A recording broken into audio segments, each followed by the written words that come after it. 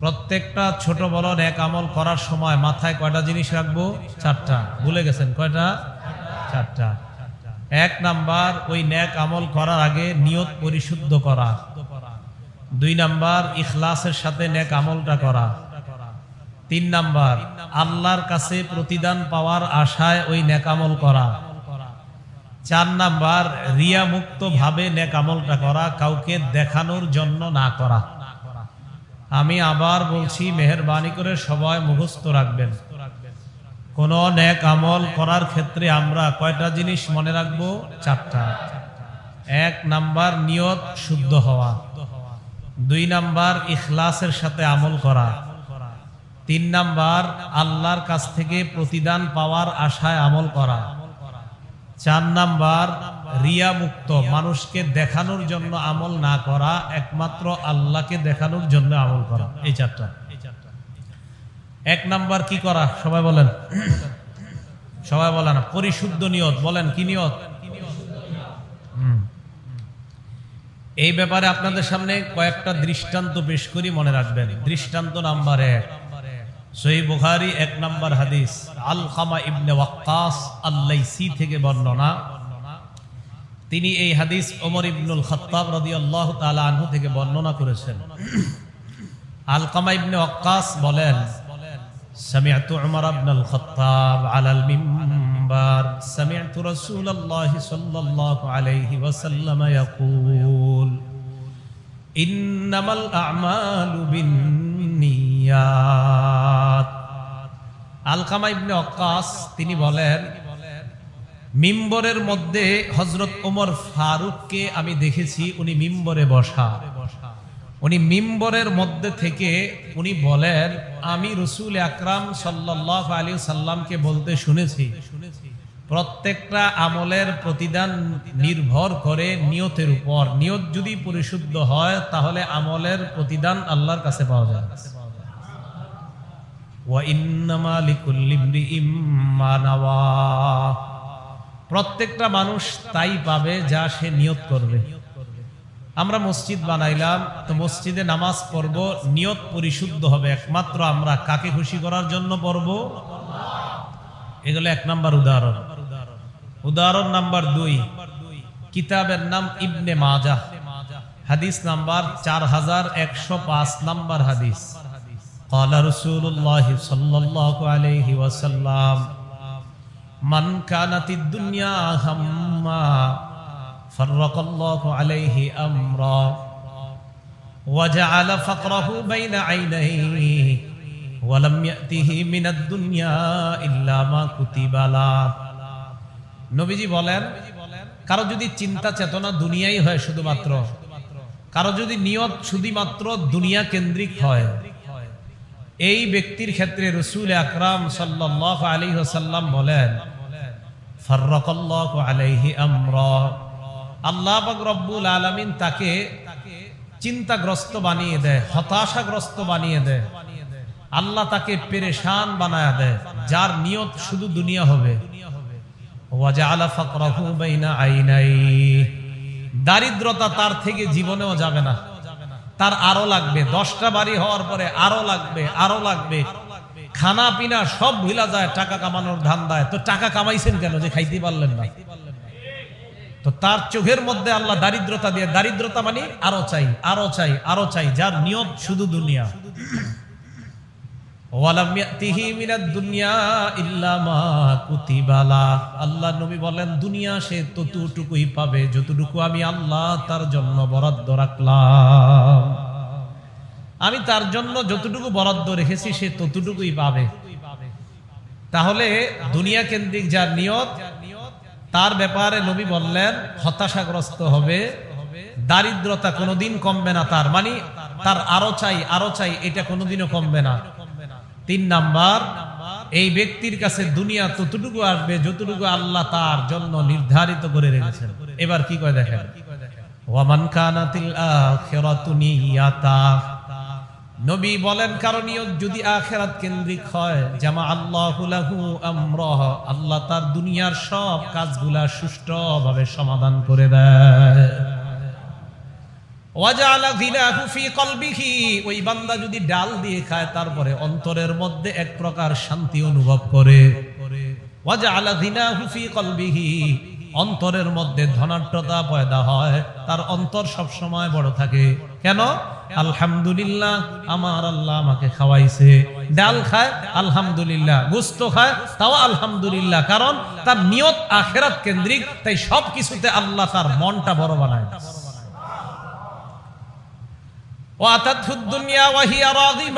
আল্লাহ নবী কয়, বান্দা দুনিয়া যদিও না চায়, দুনিয়া তার যতটুকু প্রয়োজন ততটুকু আল্লাহ অটোমেটিক ব্যবস্থা করে দেয়, আল্লাহ তাকে দিয়ে দিবেন। তাহলে আমাদের প্রত্যেকটা ক্ষেত্রে নিয়ত দুনিয়া কেন্দ্রিক হবে না আখিরাত?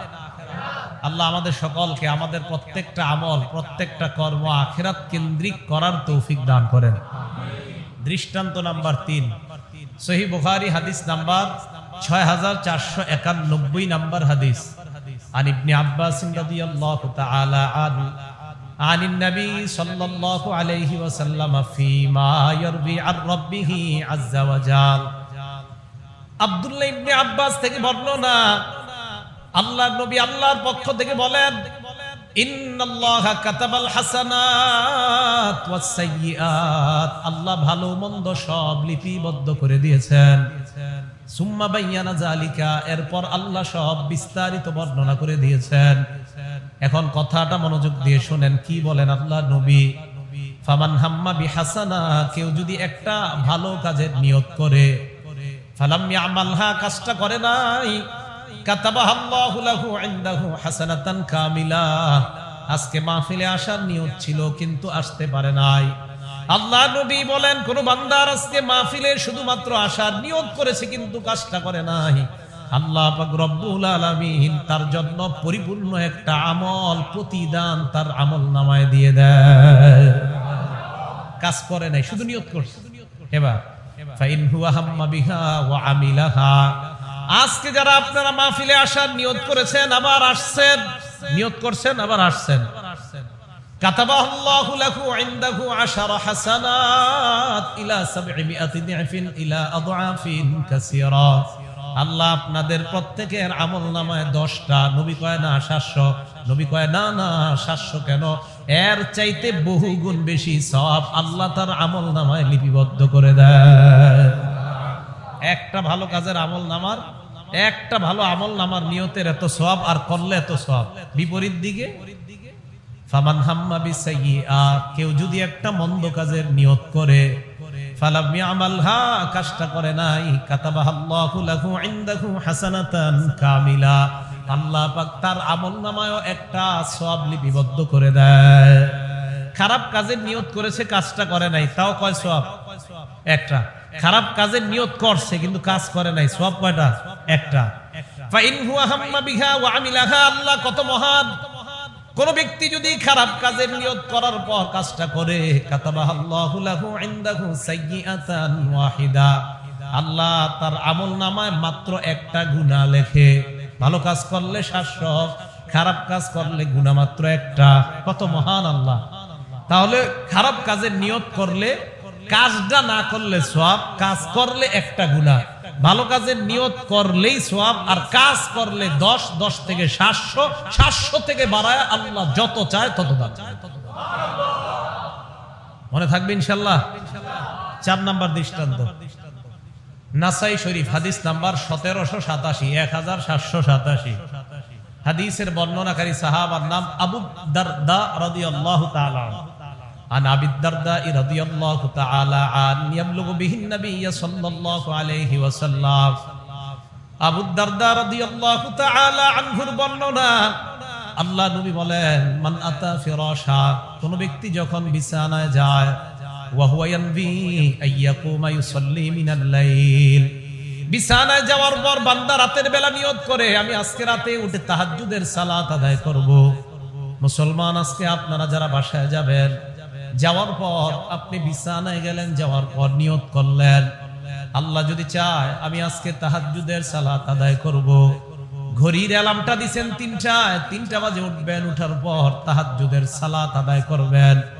ফাগলাবাতহু আইনা, তাহাজ্জুদের সময় আপনার চোখ আপনাকে পরাজিত করে দিয়েছে, চোখের কাছে আপনি হেরে গিয়েছেন, ঘুম আপনার জাগ্রত হন নাই, ঘুম থেকে আপনি জাগ্রত হন নাই, ঘুম ভাঙে নাই, মানে চোখের কাছে আপনি পরাজিত হয়ে গিয়েছেন।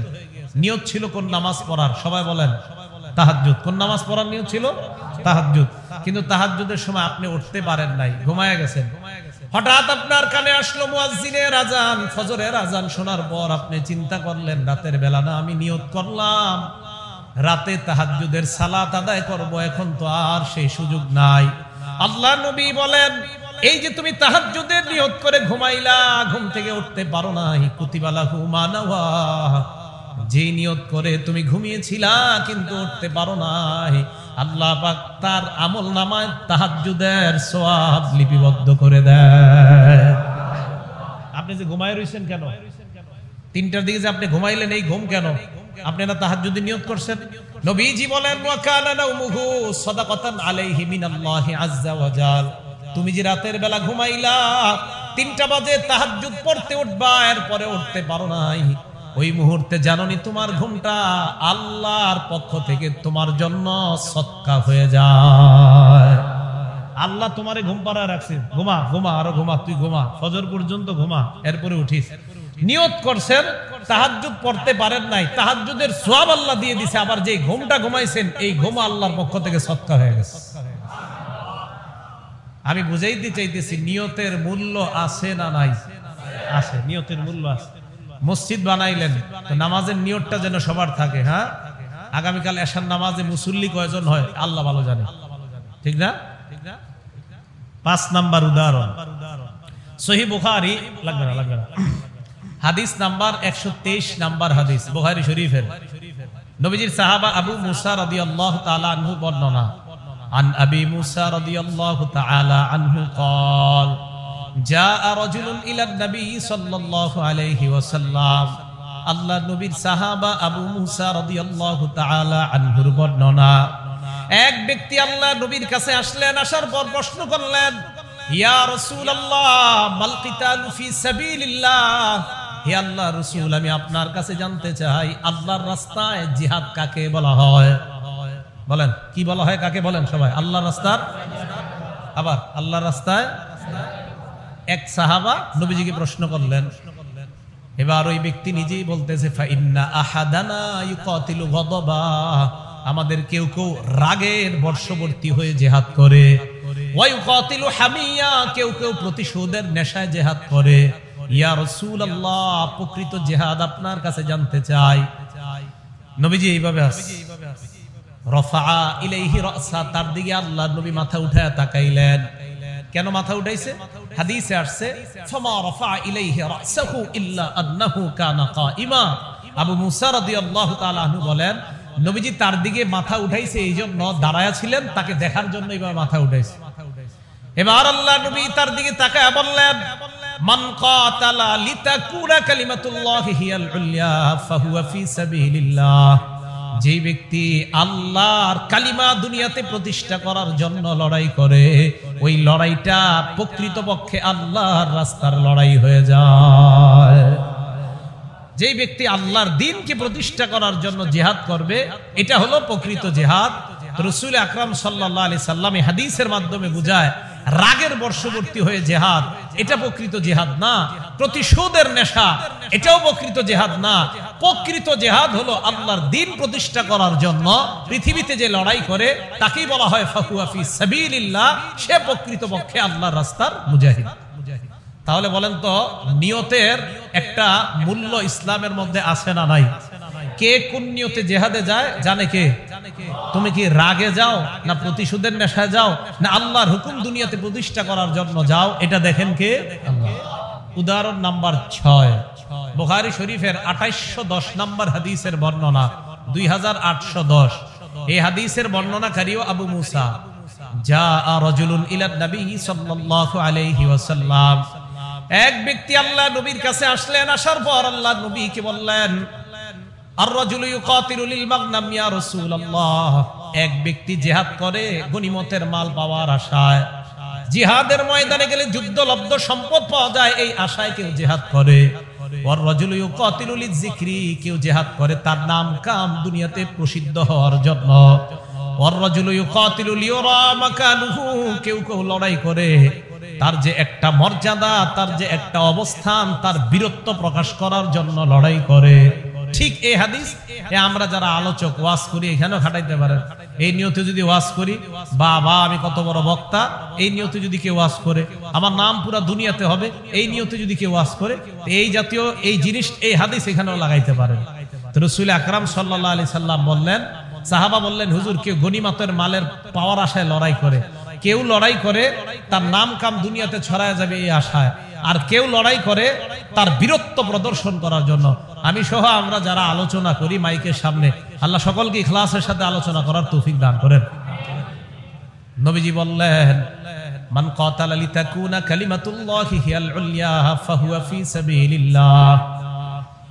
প্রতিশোধের নেশায় লড়াই করে, রাগের বর্ষবর্তী হয়ে লড়াই করে, গনিমতের মাল পাওয়ার আশায় লড়াই করে, সুনাম সুখ্যাতি অর্জনের জন্য লড়াই করে, নিজের বীরত্ব প্রদর্শনের জন্য লড়াই করে, এইগুলা প্রকৃতপক্ষে লড়াই না, আল্লাহর দিন দুনিয়াতে প্রতিষ্ঠা করার জন্য যে লড়াই, ওই ব্যক্তি প্রকৃতপক্ষে আল্লাহর রাস্তার মুজাহিদ হয়ে যায়। এই হাদিস দ্বারা বোঝা যায় প্রত্যেকটা ক্ষেত্রে আমাদের নিয়ত শুদ্ধ থাকতে হবে।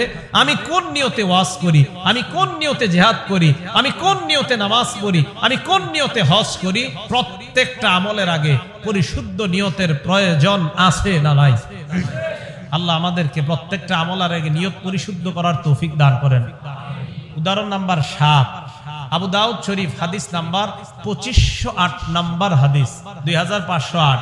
হাদিসের বর্ণনাকারী মুসা ইবনে আনাস ইবনে মালিক, নবীর সাহাবা আনাস ইবনে মালিক রাদিয়াল্লাহু তাআলা আনহু ছিলেন নাম মুসা। তিনি বলেন, আমার আব্বা আল্লাহ নবীর সাথে জিহাদের ময়দানে গেছেন। বুঝেন হাদিসটা? মুসা বলেন, আমার আব্বা আনাস ইবনে মালিক আল্লাহ রাসূলের সাথে জিহাদে গেছে। জিহাদে যাওয়ার পর আল্লাহ নবী সাহাবাদের দিকে তাকায় বললেন, লাকাদ তারাকতুম বিল মাদিনাতি আকওয়ামা, মদিনায় তোমরা এমন একদল মানুষ রেখে এসেছো, মা সিরতুম মাসিরা ওয়ালা আনফাকতুম মিন নাফাকা ওয়ালা কাতাতুম মিন ওয়াদিন ইল্লা ওয়া হুম মাআকুম ফি। আল্লাহ নবী কয়, হে মুজাহিদের দল, তোমরা শোনো, একদল মানুষ তোমরা মদিনায় রেখে এসেছো, এই মানুষগুলা তোমাদের সাথে জিহাদ করতে আসে নাই। তোমরা যে জিহাদের ময়দানে যত রাস্তা অতিক্রম করলা, যত টাকা খরচ করলা, যত এলাকা তোমরা পাড়ি দিলা, যত সওয়াব তোমরা কামাই করলা, মদিনায় যাদেরকে রেখে আসলা তাদেরকেও আল্লাহ তোমাদের সমপরিমাণ সওয়াব দিয়ে দিয়েছেন। কি লাগে? কেন দিছে? যার একদল মদিনায়, একদল কোথায়? মদিনায়। আজকে আপনারা ওয়াজে যারা আসছেন, আজকে সকালে আপনাদের সাথে একজনে বলছে আমি ওয়াজে যাব, কিন্তু উনি ওয়াজে আসতে পারে নাই। উনি ওনার আম্মারে নিয়ে হসপিটালে গেছে। এখন ওনার পুরা নিয়ত আমি ওয়াজে আসবো। এখন উনি হসপিটাল থেকে ওনার আশা, ইস আমি যাইতে পারলে ভালো হইতো। নবীজি সাল্লাল্লাহু আলাইহি সাল্লাম বলেন, ওই ব্যক্তি না এসেও আপনারা এসে যে সওয়াব পেয়েছেন, উনি না এসেও এই সওয়াব পাবে। সাহাবারা কয়, হুজুর এটা কেমন কথা? হুজুর এটা কিভাবে? তারা আমাদের সাথে আসে নাই, সওয়াব পাবে। আল্লাহ নবী জবাব দিলেন, হাবাসাহুমুল উজ, ওজরের কারণে তারা আসতে পারে নাই। তাদের নিয়ত ছিল পরিপূর্ণ আশার, কিন্তু আসতে পারে নাই। নিয়তের কারণে আল্লাহ তোমাদের প্রত্যেকটা সওয়াবে তাদেরকে অংশীদার বানায় দেয়। তাহলে নিয়তের একটা দাম ইসলামে আছে না নাই? কম না অনেক বেশি? আল্লাহ আমাদের প্রত্যেকটা আমল করার আগে পরিশুদ্ধ নিয়ত করার তৌফিক দান করেন। উদাহরণ নাম্বার 8, বুখারী শরীফ হাদিস নাম্বার 1421 নাম্বার হাদিস, খুব মন দিয়ে শুনেন। আন আবি হুরায়রা রাদিয়াল্লাহু তাআলা আনহু قال, আবু হুরায়রা রাদিয়াল্লাহু তাআলা আনহুর বর্ণনা, আল্লাহ নবী বলেন, قال رجل, নতি জামানার এক ব্যক্তি নিয়ত করেছে, লা আতাসাদদাকান্না বিসাদাকাহ, আমি রাতের বেলা সদকা নিয়ে বের হব, সদকা চুপে চুপে মানুষের হাতে দিব। আপনাদের এলাকায় সবাই ঘুমাই গেছেন, রাতের বেলা এক ব্যক্তি সদকা নিয়ে বের হয়েছে, আরেকজনকে সদকাটা চুপে চুপে দিবে। ফাখরাজা বিসাদাকাতিহি, রাতের বেলা সদকা নিয়ে বের হয়। সদকা নিয়ে বের হওয়ার পর ফাওয়াদাহা ফি ইয়াদি সারিক, রাতের বেলা চুপে চুপে সদকা যার হাতে দেয় ওই ব্যক্তি একজন চোর। কে? যারে সদকা দিছে তিনি ভালো মানুষ না চোর? তো চোরে সদকা দিয়া উনি বাসায় এসে গেছে। ফাসবাহু ইয়াতাহাদ্দাসুনা তুসদ্দিকাল লাইলাতা আলা সারিক, রাতের বেলা জনগণ বলা বলি করতে লাগলো গত রাত্রে যাকে সদকা করা হয়েছে এই ব্যক্তি একজন চোর। সদকাকারী আল্লাহর কাছে বলতে লাগলেন, আল্লাহুম্মা লাকাল হামদু আলা সারিক, সমস্ত প্রশংসা তোমার মাবুদ, আমি একজন চোরকে সদকা করলাম। লা আতাসাদ্দাকান্না বিসাদাকা, আমি আজকে আবার নিয়ত করলাম সদকা করব। ফাখরাজা বিসাদাকাতিহি, লোকটা সদকা নিয়ে বের হয়। সদকা নিয়ে বের হওয়ার পর ফাওয়াদাহা ফি ইয়াদি জানিয়া, দ্বিতীয় দিন একজন ব্যভিচারিণী নারীর হাতে সদকা করছে। প্রথম দিন সবাই বলেন প্রথম দিন, দ্বিতীয় দিন ব্যভিচারিণী নারী টাকার বিনিময়ে সতীত্ব বিক্রি করে বেড়ায় এমন একজন নারীর হাতে সদকা করছে। সদকা করার পর রাতে এসে গেছে, বাসায় ঘুমায় রয়েছে। আসবাহু ইয়াতাহাদ্দাসুনা, জনগণ বলা বলি করতে লাগলো তুসদ্দিকাল লাইলাতা আলা জানিয়া, রাতের বেলা যাকে সদকা করা হয়েছে সে একজন ব্যভিচারিণী নারী।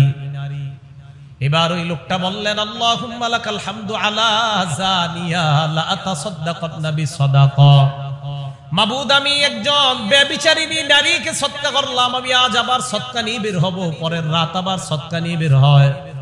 বের হওয়ার পর ফাওয়াদাহা ফি ইয়াদি গনিন, একজন ধনী মানুষের হাতে সদকা করছে। কারে? ধনী মানুষের সদকা দেওয়া জায়েজ? তো ধনী মানুষ টাকার চিন্তায় ঘুমায় না, রাতের বেলা রাস্তায় হাঁটতেছে, উনি দৌড়ায় সদকা দিয়ে দৌড়। রাতের বেলা বাসায় যায়, সকালবেলা জনগণ বলা বলি করতে লাগলো, আসবাহু ইয়াতাহাদ্দাসুনা তুসদ্দিকাল লাইলাতা আলা গনিন, রাতের বেলা যাকে সদকা করা হয়েছে সে একজন ধনী মানুষ। আলেম ছাড়া অন্য যারা আছেন আপনারা বলেন, প্রথম দিন যাকে সদকা করছে তার নাম কি? দ্বিতীয় দিন, তৃতীয় দিন ধনী ব্যক্তি। তো এই তিনজনের সদকা করছে। তো সদকা করার পর ওই লোকটা ঘুমায়। ঘুমানোর পর পরের দিন জনগণ এটা বললো, রাতের বেলা আল্লাহরে কয়, আল্লাহুম্মা লাকাল হামদু আলা সারিক ওয়া আলা জানিহা ওয়া আলা গনিন, মাবুদ আমি চোরকে সদকা করলাম, আমি ব্যভিচারিণী নারীকে সদকা করলাম, মাবুদ আমি ধনী মানুষকে সদকা করলাম। আল্লাহর কাছে এইগুলা বলতে বলতে শুকরিয়া আদায় করতে করতে লোকটা ঘুমা যায়। ফাউতিয়া ফাকিল আলা, ঘুমের মধ্যে লোকটা স্বপ্নে দেখে কে যেন তাকে বলতেছে, আম্মা সাদাকাতুকা আলা সারিক, তুমি যে চোরকে সদকা করলা, ফালা আল্লাহু আইয়াস্তাইফা আন সারিকাতিহি, আশা করা যায় তোমার টাকা পেয়ে চোর আর কখনো চুরি করবে না,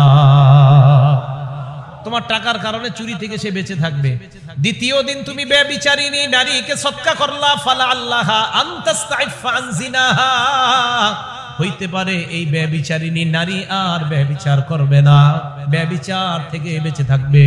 তিন নাম্বার দিন তুমি ধনীকে সদকা করলা, ওয়া আম্মা সাদাকাতুকা আলা গনিন ফালা আল্লাহু আইয়াতাবিরা, ধনী মানুষটা উপদেশ গ্রহণ করবে, আহারে জীবনে কত দান সদকা যাকাত আমি আদায় করি নাই, আজকে একটা মানুষ আমার এই গরিব ভাইবা সদকা করে গেল, হইতে পারে লোকটা উপদেশ গ্রহণ করে অতীতের যাকাত সদকা আদায় করবে, ভবিষ্যতে তোমার এই দান দেখা এই বড় লোক মানুষটাও আবার দান সদকা শুরু করবে। স্বপ্নের মধ্যে জানা দেওয়া হয়, তিনটা সদকা তুমি করলা, প্রথম দিন চোরকে করলা তোমার জানা নাই, ব্যভিচারিণী করলা এটাও তোমার জানা নাই, ধনী মানুষকে সদকা করলা তোমার জানা নাই, তোমার এই তিনটা সদকা আল্লাহর জন্য হওয়ার কারণে আল্লাহ পাক রব্বুল আলামিন শুধু নিয়তের কারণে তোমার সদকা আল্লাহ কবুল করে নিয়েছেন। তাহলে নিয়তের দাম আছে না নাই? আল্লাহ ছোট বড় সব আমলের আগে নিয়ত যেন পরিশুদ্ধ করতে পারে আল্লাহ তৌফিক দান করেন, বলেন আমিন।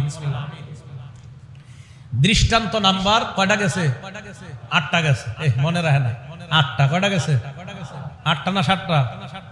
8টা। দৃষ্টান্ত নাম্বার 9 না 8টা গেছে।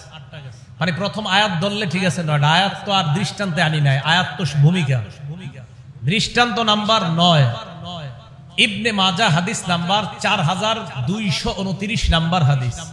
ক্বালা রাসূলুল্লাহ সাল্লাল্লাহু আলাইহি ওয়াসাল্লাম, আল্লাহ নবী বলেন, ইন্নামা ইউবাসুন নাসু আলা নিয়াতিহিম, মানুষ তোমরা মনে রাখবা কিয়ামতের ময়দানে মানুষকে তার নিয়ত অনুযায়ী উঠানো হবে। কি কয় দেখেন, কিয়ামতের ময়দানে মানুষকে তার নিয়ত অনুযায়ী উঠানো হবে। তাহলে নিয়তের মূল্য দুনিয়াতে আছে, আখেরাতেও আছে না নাই? নিয়ত অনুযায়ী আখেরাতে উঠানো হবে আপনাকে। এটা বোঝা যাবে 10 নাম্বার দৃষ্টান্তটা দিলে। এই হাদিসটা তো সংক্ষেপে কইলাম, এই হাদিসের ব্যাখ্যাটা 10 নাম্বার দৃষ্টান্তে বুঝেন। বুখারী শরীফ হাদিস নাম্বার 2118 নাম্বার হাদিস, 2118। এটা হলো 10 নাম্বার দৃষ্টান্ত। দেখেন কি কয়। আন আয়েশা সিদ্দিকা রাদিয়াল্লাহু তাআলা আনহা, আম্মা জান আয়েশা সিদ্দিকা রাদিয়াল্লাহু তাআলা আনহার বর্ণনা, আল্লাহ নবী বলেন ইয়াকজু জাইশুনিল কাবা, এমন একটা সময় আসবে একদল মানুষ কাবা শরীফ ধ্বংস করার জন্য রওনা করবে। আওয়াজ দিয়ে বলেন নাউজুবিল্লাহ। রাফি ভাই কোন ঘরের ব্যাপারে ওয়াজ করছে? কাবা শরীফ। একদল কাবা শরীফ ধ্বংস করার জন্য রওনা করবে। কাবা শরীফ ধ্বংস করার জন্য রওনা করার পর হাত্তা ইদা কানু বিবাইদা মিনাল আরদি, তারা দুনিয়ার বাইদা নামক জায়গায় যখন থাকবে, বলেন বাইদা কি নাম? বাইদা। এই বাইদা নামক জায়গায় যাওয়ার পর ইউখসাফু বিআউয়ালিহিম ওয়া আখিরিহিম, যারা কাবা ধ্বংস করার জন্য রওনা করছে তাদের সামনে পিছনে যা আছে সবগুলারে আল্লাহ মাটির নিচে দাবায়া দিবে। নাউজুবিল্লাহ বলেন। সবগুলারে মাটির নিচে ধসিয়ে দিবে। আম্মা জান আয়েশা বলি, ইয়া রাসূলুল্লাহ, ইউখসাবু বিআউয়ালিহিম ওয়া আখিরিহিম, তাদের শুরু শেষ সবাইকে আল্লাহ মাটির নিচে ধসায়া দিবেন। ওয়ামান ওয়াফিহিম মান আসওয়াকুহুম ওয়া লাইসা ফিহিম, কয় হুজুর তাদের মাঝে তো এমন মানুষও আছে যে মানুষটা কাবা ধ্বংস করার জন্য রওনা করে নাই। মানে একদল রওনা করবে, তো ওই দলটা এমন যেই দলের মাঝে এমন মানুষ আছে যারা নিরপরাধ, এমন মানুষ আছে যারা কাবা শরীফ ধ্বংস করার জন্য যায় নাই, কিন্তু আল্লাহ সবগুলারই ধ্বংস করে দিবে। তা আম্মা জান আয়েশা কয়, ইয়া রাসূলুল্লাহ, অপরাধীদেরকে আল্লাহ ধ্বংস করে বুঝলাম, কিন্তু নিরপরাধী যারা তাদেরকে কেন আল্লাহ ধ্বংস করবে? হাদিসটা খুব বুঝেন। আল্লাহ নবী কয়, আয়েশা ইউকসাবু বিআউয়ালিহিম ওয়া আখিরিহিম, সবগুলারই আল্লাহ ধ্বংস করবে।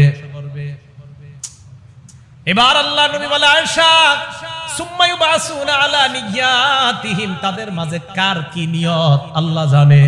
কিয়ামতের ময়দানে নিয়ত অনুযায়ী যারা ভালো তাদেরকে আল্লাহ আলাদা করে জান্নাতের মেহমান বানায়া দিবেন।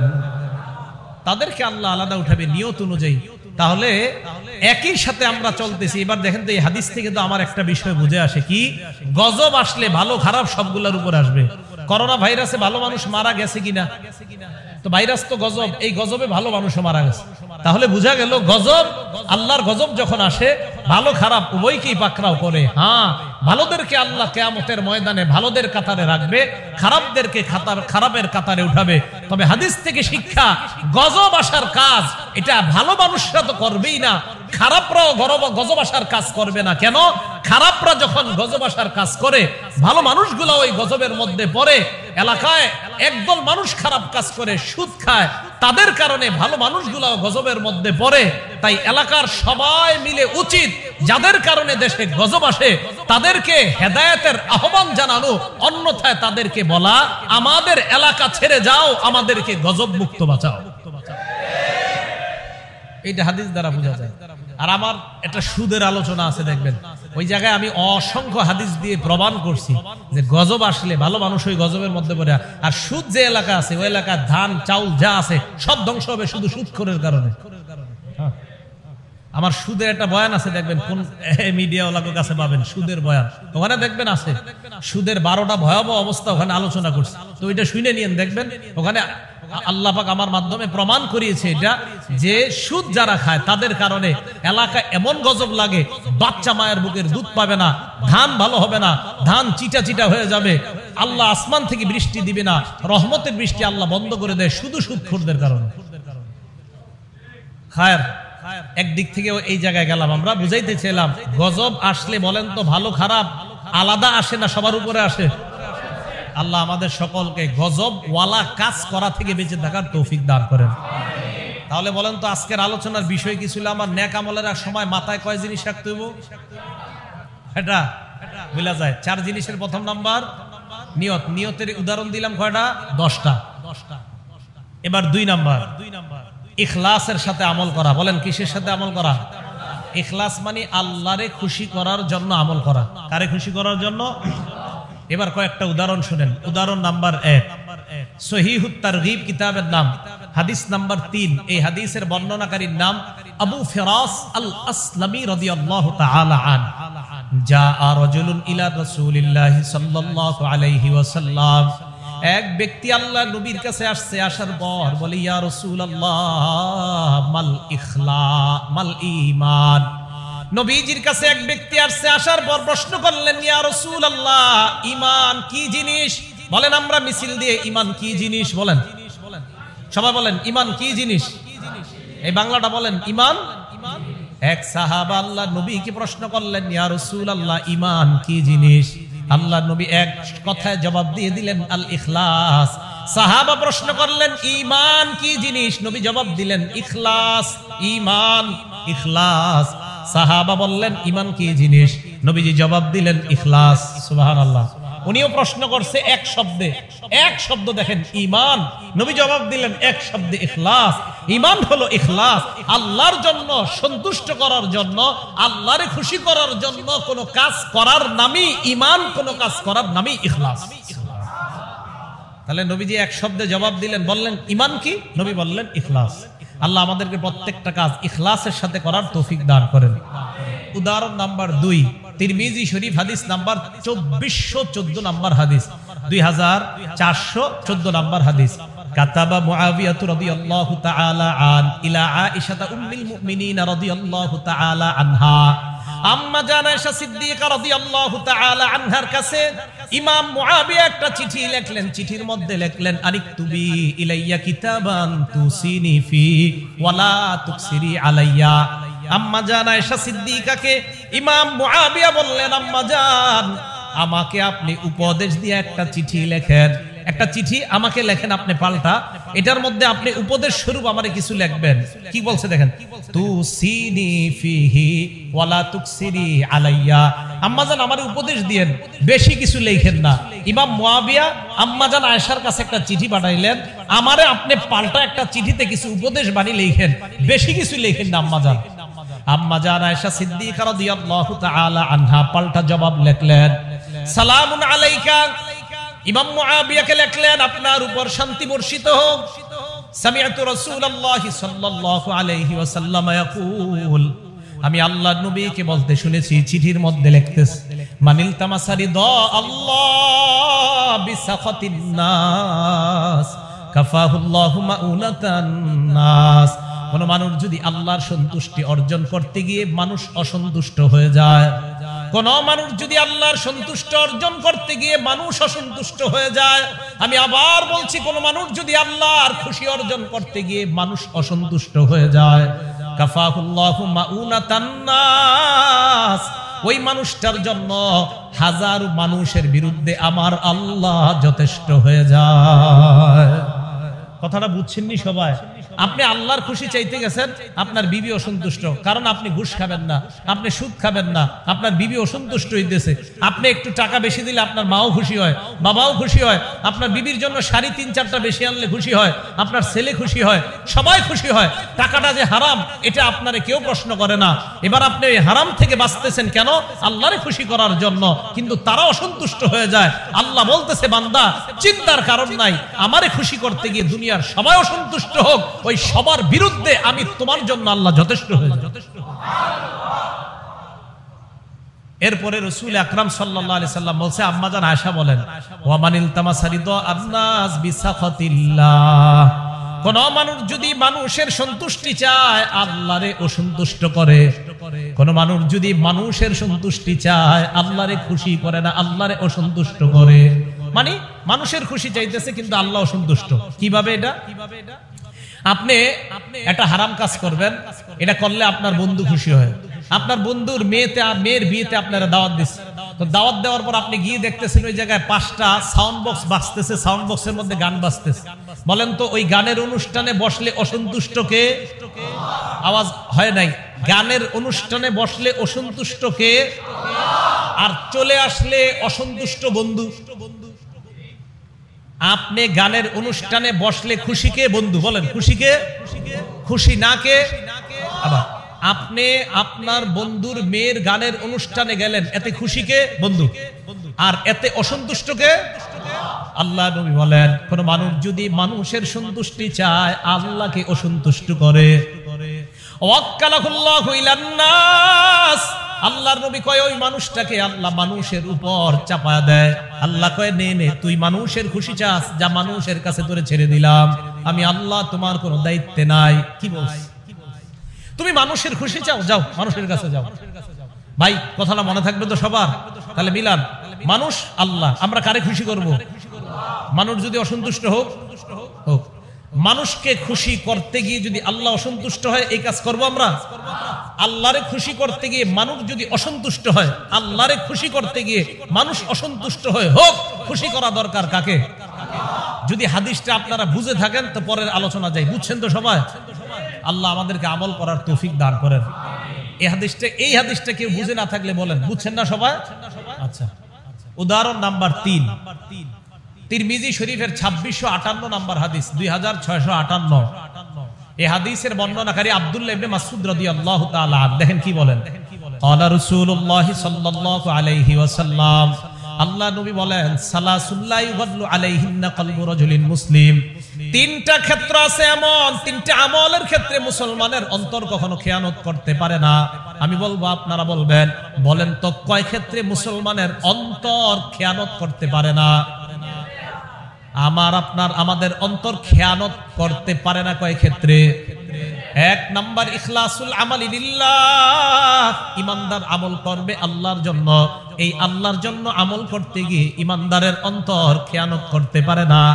2 নাম্বার, ওয়া মুনাসাহাতু আইম্মাতিল মুসলিমিন, মুসলমানদের শাসক যদি কোনো ভুল করে, তার ভুল ধরিয়ে দেওয়ার জন্য তাকে উপদেশ দেওয়ার ক্ষেত্রে মুসলমানের অন্তর কখনো খেয়ানত করতে পারে না। 3 নাম্বার, ওয়া লুজুমু জামাআতিহিম, মুসলমানের মধ্যে সর্ববৃহৎ হক জামাত যেটা আছে, ওই জামাতের সাথে লেগে থাকতে মুসলমানের অন্তর খেয়ানত করতে পারে না। হক জামাত, বড় হক জামাত, বেহক না। বাতিল জামাত যদি 2 কোটিও হয় বাতিল, হক জামাত বেশি, মানে বেশি দল, কিন্তু এটা হক জামাত। আর হক জামাত কোনটা? যুগের হক্কানি উলামায়ে কেরাম যেই দলটাকে হক বলবে এটাই হক। কথা বুঝে আসছে? তাহলে মুসলমানের অন্তর খেয়ানত করতে পারে না কয় ক্ষেত্রে? 1 নাম্বার, আমল আল্লাহর জন্য করা। 2 নাম্বার, মুসলমানের শাসক ভুল করলে তাকে উপদেশ দেওয়া। 3 নাম্বার, যুগের সবচেয়ে বড় হক দলের সাথে লেগে থাকা। যুগের সবচেয়ে বড় হক দল কোনটা? হক্কানি উলামায়ে কেরাম যেই দলটাকে কোরআন সুন্নাহর মাধ্যমে প্রমাণ করবে যে এটাই হক দল, এটাই এই দলের সাথে লেগে থাকতে মুসলমানের অন্তর কখনো খেয়ানত করতে পারে না। আল্লাহ আমাদের সকলকে ইখলাসের সাথে প্রত্যেকটা আমল করার তৌফিক দান করেন। দৃষ্টান্ত নাম্বার 4, সহিহুত তারগীব কিতাবের নাম, হাদিস নাম্বার 7। ক্বালা রাসূলুল্লাহ সাল্লাল্লাহু আলাইহি ওয়াসাল্লাম, আল্লাহর নবী বলেন, আইয়ুহান নাস, হে লোক সকল। আমারে আপনারে কি সুন্দর করে দেখেন, আমাদের নবী কত মায়া, আমাদেরকে এভাবে বলতো, হে লোক সকল, আখলিসু আমালাকুম লিল্লাহ, তোমরা তোমাদের আমল আল্লাহর জন্য করো। লা তাকুলু হাযা লিল্লাহ ওয়ালির রহিম, আমল করার পর এটা বইলো না এই আমল আমি আল্লাহর জন্য করছি, আমার রক্তের সম্পর্ক যারা তাদের জন্য করছি। না, আমল হবে একমাত্র কার? আমল করার পর এটা বইলো না এই আমল আমি আল্লাহর জন্য করছি, খাজা বাবার জন্য করছি। হ্যাঁ, এটা বলা যাবে না। কিন্তু আমল শুধু কার জন্য? কেন? ফাইন্নাল্লাহা লা ইয়াকবালু ইল্লা মা উখলিসা লাহু, আল্লাহর জন্য আমল না হলে সে আমল আল্লাহ কবুল করে না। দলিল নাসাই শরীফ 3140 নাম্বার হাদিস। ক্বালা রাসূলুল্লাহ সাল্লাল্লাহু আলাইহি ওয়াসাল্লাম, ইন্নাল্লাহা লা ইয়াকবালু মিনাল আমালি ইল্লা মা কানা লাহু খালিসা, নবীজি বলেন, নিশ্চয় আল্লাহ এমন আমল কবুল করে না যে আমল আল্লাহকে খুশি করার জন্য হয় না, এমন আমল আল্লাহ কবুল করে না। তাহলে বলেন, একমাত্র খালেস ভাবে আমল করব কার জন্য? মাশাআল্লাহ, আল্লাহ আমাদেরকে প্রত্যেকটা আমল আল্লাহর জন্য একনিষ্ঠ ভাবে করার তৌফিক দান করেন। দৃষ্টান্ত নাম্বার 6 নাম্বার দৃষ্টান্ত দেওয়ার আগে আমার সাথে একটু বলেন, লা ইলাহা ইল্লাল্লাহ, বলেন তো। বলছেন সবাই? এবার দিল থেকে, আবার বলছি, দিল থেকে একদম সত্যি সত্যি আল্লাহ ছাড়া কোনো ইলাহ নাই, অন্তরে এই কথাটা ঢুকিয়ে আবার মোহাব্বতের সাথে বলেন, লা ইলাহা ইল্লাল্লাহ। বলছেননি সবাই? থামেন। তিরমিজি শরীফ হাদিস নাম্বার তিরমিজি শরীফ হাদিস নাম্বার 3590 নাম্বার হাদিস, 3590 নাম্বার হাদিস। আপনারা যারা যারা দিল থেকে বলছেন, আমি আশাবাদী সবাই বলছেন, বলেন ইনশাআল্লাহ। ক্বালা রাসূলুল্লাহ সাল্লাল্লাহু আলাইহি ওয়াসাল্লাম, আল্লাহ নবী বলেন, মান ক্বালা লা ইলাহা ইল্লাল্লাহ মুখলিসান কাত্তু, কোন বান্দা যখন কোন বান্দা ইখলাসের সাথে একবার যদি লা ইলাহা ইল্লাল্লাহ বলে ইখলাসের সাথে, তাহলে আমি আবার আপনাদেরকে বলাইতে চাই, ইখলাসের সাথে বলেন লা ইলাহা ইল্লাল্লাহ। নবীজি বলেন, কোন বান্দা যদি ইখলাসের সাথে একবার লা ইলাহা ইল্লাল্লাহ বলে, ইল্লা ফুতিহাত লাহু আবওয়াবুস সামা, এই যে আমরা বললাম আমাদের লা ইলাহা ইল্লাল্লাহর জন্য আসমানের সবগুলা দরজা খোলা হয়ে গেছে। কেন খুলছে? হাত্তা তুফজিয়া ইলাল আরশ, যেন আমাদের লা ইলাহা ইল্লাল্লাহ আরশে গিয়ে পৌঁছে যায়। দেখছেন নি? তাহলে ইখলাসের সাথে লা ইলাহা ইল্লাল্লাহ বলা, আল্লাহ বলার তৌফিক দান করেন। উদাহরণ নাম্বার 7, সহিহ বুখারী হাদিস নাম্বার 99, আবু হুরায়রা রাদিয়াল্লাহু তাআলা আনহু বর্ণনা, রাসূল আকরাম সাল্লাল্লাহু আলাইহি সাল্লামকে প্রশ্ন করলেন। কি প্রশ্ন দেখেন, রাসূলের সুপারিশ কিয়ামতের ময়দানে কারা কারা চাই? মাশাআল্লাহ মাশাআল্লাহ মাশাআল্লাহ। আল্লাহ আমাদের সকলকে নবীজির সুপারিশের মাধ্যমে সৌভাগ্যবান হওয়ার তৌফিক দান করেন। আবু হুরায়রা বলেন, আমি আল্লাহর রাসূলকে প্রশ্ন করলাম, মান আসআদুন নাস বিশাফাআতিকা ইয়াউমাল কিয়ামা, ইয়া রাসূলুল্লাহ, কিয়ামতের ময়দানে আপনার সুপারিশের মাধ্যমে কোন ব্যক্তিটা সবচাইতে সৌভাগ্যবান হবে? নবীজি জবাব দিলেন, আবু হুরায়রা, লাকাদ যানানতু ইয়া আবা হুরায়রা আল্লা ইয়াসআলানি আন হাদাল হাদিস আহাদুন আউয়ালু মিনকা। উস্তাদ ছাত্রের প্রতি কেমন ধারণা দেখেন। আল্লাহ নবী কয়, আবু হুরায়রা, আমি জানতাম এই প্রশ্নটা তুমি ছাড়া আর কেউ করবে না। নবীজি কয়, আবু হুরায়রা, আমি জানতাম এই জাতীয় প্রশ্ন তুমি করতে পারো, তুমি ছাড়া আর কেউ পারে না। জানো কেন? লিমা রাআইতু মিন হিরসিকা আলাল হাদিস, কারণ আমি দেখছি হাদিসের প্রতি তোমার খুব আগ্রহ, তোমার হাদিসের আগ্রহের কারণে আমি বুঝতে পারছি আমার আবু হুরায়রা ছাড়া এই প্রশ্ন আর কেউ করতে পারে না। আবু হুরায়রা, হাদিসের প্রতি তোমার যেই আগ্রহ, এই আগ্রহের কারণে আমি জানি এই প্রশ্ন করলে আমার আবু হুরায়রাই করতে পারে।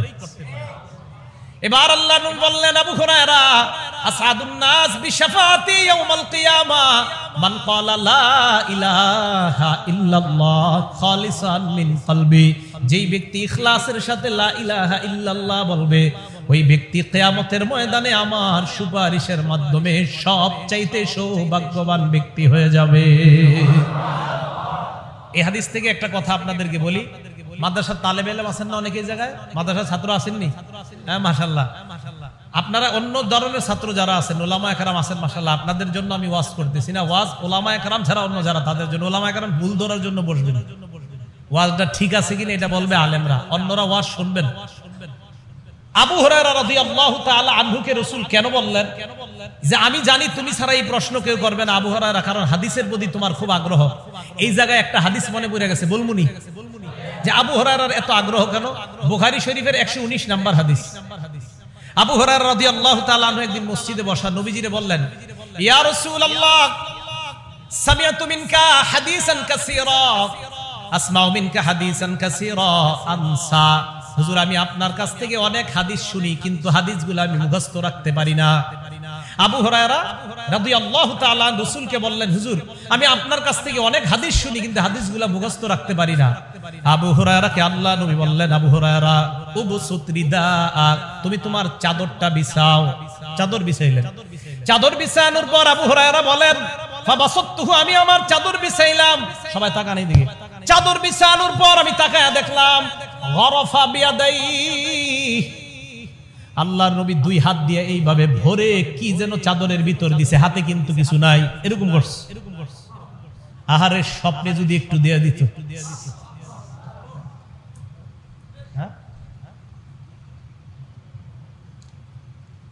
স্বপ্নেও যদি নবীজি আমাদেরকে এরকম একটু করে ফেলতেন।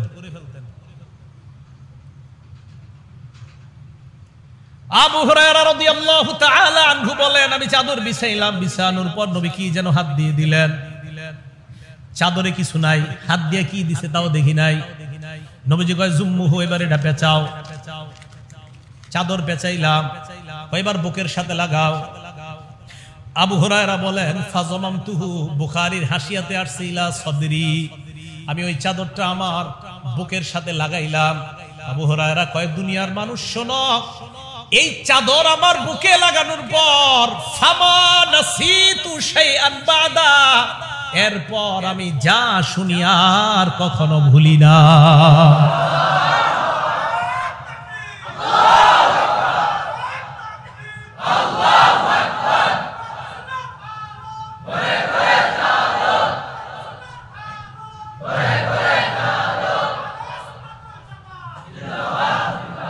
তাহলে ভাই দেখছেন, কোরআন সুন্নাহর প্রতি আমাদের আগ্রহ থাকা দরকার না অনেক? আল্লাহ সবাইকে যে যেই লাইনে আছেন কোরআন সুন্নাহর সাথে যেন সবাই লেগে থাকতে পারি, আল্লাহ তৌফিক দান করেন। তাহলে 1 নাম্বার ছিল নিয়ত পরিশুদ্ধ করা, 2 নাম্বার ইখলাসের সাথে আমল করা, 3 নাম্বার আল্লাহর কাছ থেকে সওয়াব পাওয়ার আশায় আমল করা। এক্ষেত্রে আপনাদের সামনে 2টা উদাহরণ পেশ করি। 1 নাম্বার বুখারী শরীফের 47 নাম্বার হাদিস। আর উলামায়ে কেরামের জন্য বলছি, আপনারা মুযাকারা হিসেবে বলছি, আপনারা বুখারীর 42, 41, 42, 44, 47, বুখারীর 2631, 2632 সব হাদিসগুলো দেখে নিন। আমি শুধু একটা দৃষ্টান্ত দিব, বুখারীর 47 নাম্বার হাদিস আর ইবনে মাজার 1598 নাম্বার হাদিস, এই 2টা দৃষ্টান্ত দিই। প্রথম দৃষ্টান্ত বুখারীর 47 নাম্বার হাদিস। ক্বালা রাসূলুল্লাহ সাল্লাল্লাহু আলাইহি ওয়াসাল্লাম, আল্লাহ নবী বলেন মানিত্তাবা জানাজাতা মুসলিমিন, কোন মুসলমান যদি অন্য কোন মুসলমানের জানাজায় যায়, জানাজায় যাওয়ার পর কানা মাহু হাত্তা ইউসাল্লা আলাইহা ওয়া ইয়াফরুগা মিন দাফনিহা, আমি কারো জানাজায় গেলাম, যাওয়ার পর আমি ওই ব্যক্তির জানাজার নামাজ পড়লাম, এরপর লাশটা দাফন করা পর্যন্ত তার কবরের পাশে ছিলাম। 2টা আমল। এই এলাকার কেউ মারা গেছে, যাওয়ার পর আমরা গেলাম, যাওয়ার পর 1 নাম্বার নামাজ পড়লাম, 2 নাম্বার দাফন কাজের অংশগ্রহণ করলাম, লাশ দাফন করা পর্যন্ত কবরের পাশে ছিলাম। আল্লাহ নবী বলেন ফাইন্নাহু ইয়ারজিউ বিকিরাতাইন কুল্লু কিরাতিন মিসলু জাবালি উহুদ, আল্লাহ নবী বলেন ওই বান্দা 2টা উহুদ পাহাড়ের সমপরিমাণ সওয়াব নিয়ে বাসায় প্রত্যাবর্তন করে। আমি আপনি কারো জানাজায় গেলাম, নামাজ পড়বো, দাফন কাজে অংশগ্রহণ করব, 2 উহুদ পাহাড় সমপরিমাণ সওয়াব নিয়ে বাসায় আসবো। কেন জানেন? নবীজি বলছে ঈমানা ওয়া ইহতিসাবা। আমরা যাওয়ার সময় 2টা শর্ত থাকতে হবে কারো জানাজায়। কয় শর্ত? 1 নাম্বার আমি মুমিন হতে হবে, 2 নাম্বার সওয়াবের আশা। কারো জানাজায় যাওয়ার সময় 2 নিয়ত থাকতে হবে, 1 ঈমানদার, 2 নাম্বার সওয়াবের আশা। নবীজি বলেন ঈমান এবং সওয়াবের আশায় যারা কারো জানাজায় যাবে, যাওয়ার পর যদি তার জানাজা নামাজ পড়ে এবং দাফন কাজে অংশগ্রহণ করে আসে, আল্লাহ তাকে 2টা উহুদ পাহাড়ের সমপরিমাণ সওয়াব দান করেন। এখন আপনাদের কাজ আছে, মনে করেন এই হুজুর মসজিদের ইমাম সাহেব নামাজ পড়াইতে হবে আইসা, উনি যে জানাজা পড়ায় এসে গেছে, উনি দাফন কাজে যায় না, হইতে পারে কিনা? মাদ্রাসার ছেলেরা মাদ্রাসার কাজ আছে, দ্রুত নামাজ পড়ে চলে গেছে, কিন্তু দাফন কাজে যায় নাই। ক্বালা রাসূলুল্লাহ সাল্লাল্লাহু আলাইহি ওয়াসাল্লাম, আল্লাহ নবী বলেন কেউ যদি শুধু নামাজ পড়ে, জানাজার নামাজ পড়েই চলে যায়, ফাইন্নাহু ইয়ারজিউ বিকিরাত, আল্লাহ তার আমল নামায় 1টা উহুদ পাহাড় সমপরিমাণ সওয়াব দিয়ে দেয়। তাহলে জানাজা নামাজ শুধু বললে কয় উহুদ পাহাড় সমপরিমাণ সওয়াব? 1। আর জানাজা এবং দাফন কাজে শরীক হইলে কয়টা উহুদ পাহাড় সমপরিমাণ সওয়াব? 2টা। এই সওয়াবের আশায় যাওয়া, এটা হাদিস দ্বারা প্রমাণিত।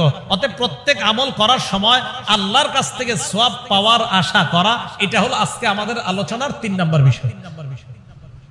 উদাহরণ নাম্বার 2, একটা মজার উদাহরণ দেখেন। ইবনে মাজাহ 1598 নাম্বার হাদিস, আজীব হাদিস। হাদিসের বর্ণনাকারী উম্মে সালামা রাদিয়াল্লাহু তাআলা আনহা, উনি বলেন আমার স্বামী আবু সালামা আমার একটা হাদিস শোনাইছে। বিবি বলতেছে আমার স্বামী একটা আমাকে হাদিস শোনাইছে। মন দিয়ে শুনেন, কি? আমার স্বামী আমাকে হাদিস শোনাইছেন। মনে রাখতে হবে, স্বামীর নাম আবু সালামা, বিবির নাম উম্মু সালামা। স্বামীর নাম, বিবির নাম। স্ত্রী বলেন আমার স্বামী আমাকে হাদিস শোনাইছেন, মা মিন মুসলিমিন ইউসাবু বিমুসিবা ফায়াফজাউ ইলা কওলিহি ইন্না লিল্লাহি ওয়া ইন্না ইলাইহি রাজিউন। কোন মুসলমান বিপদে পড়ার পর যখন পড়েন ইন্না লিল্লাহি ওয়া ইন্না ইলাইহি রাজিউন। আমাদের দেশের মানুষ কেউ মরলে খালি এটা পড়ে, আর কখনো পড়ে না। খালি মরলেই পরে আর পরে না। আরে এই যে দেখেন এই বিপদ, ইন্না লিল্লাহি, এইটাও তো বিপদ। আপনি রাতে অন্ধকারে হাঁটতেছেন, কাটা পড়ছে পায়ের মধ্যে, কাটা বিচ্ছে, ইন্না লিল্লাহি ওয়া ইন্না ইলাইহি, এটাও তো বিপদ। আপনারা খালি মরলেই মাইকের অপেক্ষা থাকেন, কখন হুজুরে বলবে উমুকি মৃত্যুবরণ করেছেন, তখন একসাথে সবাই কয় ইন্না লিল্লাহি ওয়া ইন্না ইলাইহি রাজিউন। ভাই ইন্না লিল্লাহ শুধু মরার জন্য না, সব সব বিপদের ক্ষেত্রে মনে থাকবে তো ইনশাআল্লাহ। মা মিন মুসলিমিন ইউসাবু বিমুসিবা, কোন মুসলমান যখন বিপদে পড়ে, পড়ার পর যখন পড়ে ইন্না লিল্লাহি ওয়া ইন্না ইলাইহি রাজিউন, এই দোয়াটা পড়ার পর পড়বে আল্লাহুম্মা ইন্দাকা ইহতাসাবতু, আল্লাহ আমি আপনার কাছে প্রতিদান চাই, এই যে বিপদে পড়লাম এই বিপদের প্রতিদান আপনার কাছে চাই। সুবহানাল্লাহ। ফাজুরনি ফিহা, আমাকে প্রতিদান দেন, ওয়াবিজনি মিনহা, এর বিনিময় আমাকে দেন, খায়রা, এর চাইতে উত্তম বিনিময় আমাকে দেন, প্রতিদানও দেন, উত্তম বিনিময় দেন। স্ত্রীর নাম, স্বামীর নাম, স্ত্রী উম্মে সালামা বলেন কিছুদিন পর আমার স্বামী মারা গেছে। স্বামীর নাম, স্বামী মারা যাওয়ার পর এই তো আমার একটা বিপদ, আমি আমার স্বামীর থেকে যেই হাদিসটা শুনলাম এই বিপদের মধ্যে আমি পড়লাম ইন্না লিল্লাহি ওয়া ইন্না ইলাইহি রাজিউন। এই দোয়া পড়ার পর আমি আল্লাহর কাছে বললাম আল্লাহুম্মা ইনদাকা ইহতাসাবতু মুসিবাতি হাযিহি, মাবুদ আমি বিপদে পড়লাম, আমি আমার এই বিপদে তোমার কাছে আমি সওয়াব চাই, ফাজুরনি আলাইহা, তুমি আমাকে প্রতিদান দিয়ে দাও। এবার উম্মে সালামা চিন্তা করলো প্রতিদান চাইলাম, এখন কি আল্লাহর কাছে বিনিময় চাবো? বিনিময় মানে কি আমার স্বামীর বিনিময় আরেক স্বামী? স্বামী তো মারা গেছে। উম্মে সালামা বলেন মনে মনে চিন্তা করলাম উআযু খায়রাম মিন আবি সালামা, আমার স্বামী আবু সালামার চাইতেও কি উত্তম বিনিময় আমারে দিবে আল্লাহ। মনে মনে চিন্তা করতেছি এটা কি কমু কিনা, সাহস করে বইলা ফেলছি ইজনি খায়রাম মিনহা, আল্লাহ আমাকে এর চাইতে উত্তম বিনিময় দেন। উম্মে সালামা কয় দুনিয়ার মানুষ জানুনি আল্লাহ আমারে কি বিনিময় দিছে, আজানি মুহাম্মাদান সাল্লাল্লাহু আলাইহি ওয়াসাল্লাম, আল্লাহ আমাকে আমার স্বামীর বিনিময়ে মুহাম্মদ সাল্লাল্লাহু আলাইহি ওয়াসাল্লামকে আমার স্বামী বানায়া দিছে। বিনিময়, তাহলে আমল করা, প্রতিদান পাওয়ার আশায়, বিনিময় পাওয়ার আশায়। আল্লাহ আমাদেরকে কথাগুলো বুঝার তৌফিক দান করেন। বলেন তো আজকে আলোচনার বিষয় কয়টা? 1 নাম্বার নিয়ত শুদ্ধ, 2 নাম্বার ইখলাস, 3 নাম্বার মাশাআল্লাহ। এই তো আমার এই ভাই জোরে জোরে বলতেছে, আলেমরা ছাড়া অন্যরা এবার জোরে জোরে বলেন। 1 নাম্বার, 2 নাম্বার ইখলাস, 3 নাম্বার 4 লোক দেখানো আমল না করা। বলেন লোক দেখানো আমল। লোক দেখানো আমলকে আরবিতে বলা হয় রিয়া। কি বলা হয়? রিয়া। রিয়া শব্দটা, আর রিয়া মুশতাক্কুম মিনার রুইয়া, রিয়া রুইয়াতুন থেকে নির্গত, এর অর্থ দেখানো, লোক দেখানো। পারিভাষিক অর্থে হুয়া ইয়ামালা রাজুল আমালান লিয়ারাহুন নাস আও লিউসমিআহুন নাস সুম্মা ইয়াহমাদুহু আলাই, কোন ব্যক্তি কোন কাজ করা এই নিয়তে যে মানুষ আমার কাজটা দেখে আমার প্রশংসা করবে, এটাকে বলা হয় রিয়া। এটাকে কি বলা হয়? রিয়া। রিয়ার অপর নাম শিরিক। বলেন আমার সাথে, রিয়ার অপর নাম। রিয়ার মোট 3টা নাম বলবো আমরা। বলেন 1 নাম্বার রিয়া, 2 নাম্বার ছোট শিরিক, 3 নাম্বার গোপন শিরিক। লোক দেখানো ইবাদতের 3টা নাম। বলেন লোক দেখানো ইবাদতের কয় নাম? 1 নাম্বার রিয়া, বলেন রিয়া, 2 নাম্বার ছোট শিরিক, 3 নাম্বার গোপন শিরিক। বুলুগুল মারাম হাদিসের কিতাবের নাম 440 নাম্বার হাদিস। ক্বালা রাসূলুল্লাহ সাল্লাল্লাহু আলাইহি ওয়াসাল্লাম, আল্লাহ নবী বলেন ইন্না আখওয়াফা মা আখাফু আলাইকুম আশ-শিরকুল আসগর, হে আমার সাহাবারা আমি তোমাদের ব্যাপারে সবচেয়ে ভয় পাই ছোট শিরিকের। কোন শিরিক? ছোট শিরিক হলো আর রিয়া, লোক দেখানো ইবাদত হলো ছোট শিরিক। লোক দেখানো ইবাদত ছোট শিরিক। 2 নাম্বার দৃষ্টান্তটা নেন ইবনে মাজাহ হাদিস নাম্বার 4204 নাম্বার হাদিস। আবু সাঈদ খুদরি বলেন নাহনু নাতাযাকারুল মাসিহাদ দাজ্জাল, আমরা দাজ্জাল সম্পর্কে আলোচনা করতেছিলাম। কার সম্পর্কে? দাজ্জাল। এখন বলেন তো দাজ্জাল কি ভয়ানক একটা প্রাণী, ভয়ানক একটা জন্তুর নাম না? আমাদের সামনে নবী আসলেন, আসার পর নবী আমাদের দিকে তাকায়া বললেন আলা উখবিরুকুম বিমা হুয়া আখওয়াফু আলাইকুম ইনদি মিনাল মাসিহিদ দাজ্জাল, আমি কি তোমাদেরকে এমন একটা বিষয় বলবো না যে বিষয়টা আমার কাছে দাজ্জালের চেয়ে আরো ভয়ঙ্কর? মানে কি? সাহাবারা দাজ্জাল নিয়ে আলোচনা করতেছে, আমি কি এমন একটা বিষয় বলবো না যে বিষয়টা আমার কাছে দাজ্জালের চাইতে আরো বেশি ভয়ঙ্কর? সাহাবারা কয় জি হুজুর বলেন, এটা আবার কি? আল্লাহ নবী বললেন আশ-শিরকুল খাফি, এটা হলো গোপন শিরিক। কি শিরিক? এবার আল্লাহ নবী ব্যাখ্যা করেন গোপন শিরিক কাকে বলা হয়। হুয়া ইয়াকুমার রাজুলু ইউসাল্লি, কোন ব্যক্তি নামাজে দাঁড়ায়, দাঁড়ানোর পর ফায়ুযায়্যিনু সালাতা, তার নামাজটা সে সুন্দর করে। কয় জানোনি কেন? মিন নাজরির রাজুল, মানুষের দৃষ্টি আকর্ষণ করার জন্য সে তার নামাজ সুন্দর করে। নামাজটা সুন্দর করে মানুষের দৃষ্টি আকর্ষণ করার জন্য, যেন মানুষ তার খুব প্রশংসা করে। হ্যাঁ, আপনি যদি আল্লাহরে খুশি করার জন্য নামাজ পড়েন, উদ্দেশ্য আল্লাহরে খুশি করা, এরপরেও যদি আপনার নামাজের প্রশংসা মানুষ করে, আবার বলছি, প্রথম কথা, আপনি মানুষকে দেখানোর জন্য নামাজ পড়লে এটা রিয়া। আপনি আল্লাহরে খুশি করার জন্যই নামাজে দাঁড়াইছেন, এরপরে অন্যরা বলে মাশাআল্লাহ ওনার নামাজটা অনেক সুন্দর, এটা জায়েজ আছে। এক সাহাবা নবীজিকে প্রশ্ন করছেন, মুসলিম শরীফের বর্ণনা, মুসলিম শরীফের হাদিস, ইয়া রাসূলুল্লাহ, আমাদের কেউ কেউ নামাজ পড়ে, পড়ার পর সুম্মা ইয়াহমাদুহুন নাস আলাই, মানুষ প্রশংসা করে, হুজুর এটাও কি রিয়া? নবীজি বললেন, তিলকা আজিলু বুশরাল মুমিন, এই যে দুনিয়াতে তুমি আল্লাহর জন্য ইবাদত করো, ওই ইবাদতের প্রশংসা অন্য কোনো মানুষ করলে এটা দুনিয়াতে তোমার নগদ সুসংবাদ। তাহলে বলেন তো, আমল কার জন্য? মানুষের জন্য হলে রিয়া, আল্লাহর জন্য হলে ইবাদত। হ্যাঁ, আল্লাহর জন্য করলে মানুষ যদি প্রশংসা করে, এটা আল্লাহর পক্ষ থেকে সুসংবাদ। আবার বলছি, মানুষের জন্য করলে রিয়া, আল্লাহর জন্য করলে ইবাদত। আল্লাহর জন্য করলে এর পরেও যদি মানুষ প্রশংসা করে, এটা আল্লাহর পক্ষ থেকে নগদ সুসংবাদ। আখিরাতের সুসংবাদ তো বাকি আছে। ভাই মনে থাকবে তো সবার ইনশাআল্লাহ? আরে সবার মনে থাকবে তো ইনশাআল্লাহ? হ্যাঁ, আল্লাহ আমাদেরকে মনে রাখার তৌফিক দান করেন। ইবনে মাজার 4203 নম্বর হাদিস, কিয়ামতের ময়দানে সবাইরে একত্রিত করার পর নাদা মুনাদিন, এক ব্যক্তি দাঁড়ায়া বলবে। কি বলবে? এক ব্যক্তি দাঁড়ায়া বলবে, ওই সমস্ত মানুষগুলা কোথায় যারা দুনিয়ার মধ্যে আমল করছো আল্লাহর জন্য কিন্তু শিরিক করছো। ফামান আমিলা আমালান লিল্লাহ আশরাকা ফীহি গায়রি, এক হাদিসের বর্ণনা। আরেকটা হলো মান আশরাকা ফী আমালিন আমিলাহু লিল্লাহ, দুনিয়াতে তোমরা যারা আমল করছো আল্লাহর জন্য কিন্তু শিরিক করছো, মানে এখানে রিয়া উদ্দেশ্য, রিয়া করছো, তোমরা আলাদা হয়ে যাও। ফাল্যাতলুব সাওয়াবাহু মিন ইনদি গায়রিল্লাহ, সেজন্য আজকে কিয়ামতের মাঠে অন্যের কাছ থেকে সওয়াব তালাশ করে আল্লাহ তারে সওয়াব দিবে না। ফাইন্নাল্লাহা আগনা শুরাকা ইয়ানি শিরকি, কারণ আল্লাহর জন্য ইবাদতে কেউ শিরিক করলে ওই সমস্ত অংশীদারদের থেকে আল্লাহ পুত পবিত্র।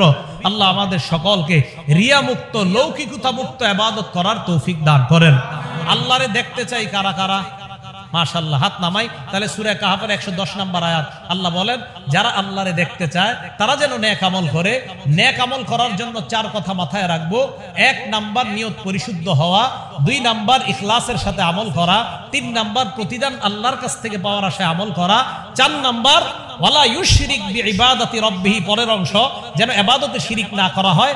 এই শিরিক দ্বারা এখানে উদ্দেশ্য রিয়া না করা। আল্লাহ এই 4টা বিষয় মাথায় রেখে মসজিদ বানাইলাম, ইবাদতগুলো যেন আমরা সুন্দর করে করতে পারি। আল্লাহ তৌফিক দান করেন। আমিন। ওয়া আখিরু দাওয়ানা আনিল হামদুলিল্লাহি রাব্বিল আলামিন।